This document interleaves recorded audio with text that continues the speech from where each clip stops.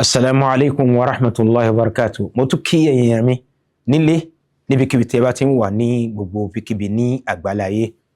Ẹ̀rí ní òní, a máa tẹ̀síwájú nípa àwọn nǹkan tí a sọ wípé márùn-ún ni kò ṣeé má ní, a gbọ́dọ̀ má dáàbò bò ní àwùjọ ibi tí a bá wà. A ti mú ẹnu lé ọ̀rọ̀ ẹ̀sìn, a gbọ́dọ̀ dáàbò bò ẹ̀sìn wa, ẹ̀sìn Islam. Gbogbo ohun tí yóò bá máa jẹ́ kí àìmọ́ rí Islam ṣe, a gbọ́dọ̀ lè jìnnà. Ìtorí ẹ̀ ló jẹ́ pé gbogbo ohun tí ó bá ti bá ẹ̀sìn lọ, a gbọ́dọ̀ gbógun tì. Ẹlẹ́ẹ̀kejì, òun ni a sọ̀rọ̀ nípa pé a gbọ́dọ̀ dáàbò bò ẹ̀mí ara wa. Ẹlẹ́ẹ̀kẹta, òun ni hifzul aql, ìdáàbòbò ọpọlọ wa. Ní ìdáàbòbò ọpọlọ yìí ló jẹ́ ká mọ ìyàtọ̀ láàrin èèyàn àti ẹranko.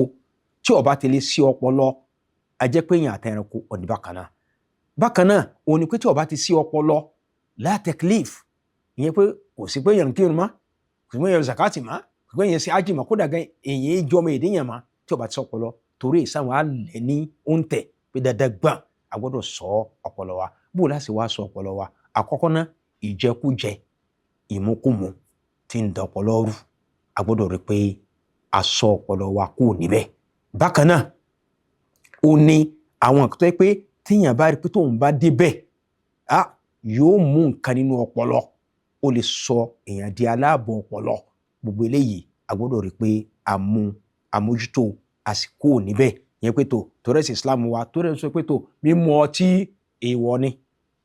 Àwọn nǹkan tí wọ́n máa tọ́ọ̀chì ọpọlọ, tí wọ́n máa intoxicate rẹ̀, èèwọ̀ ni.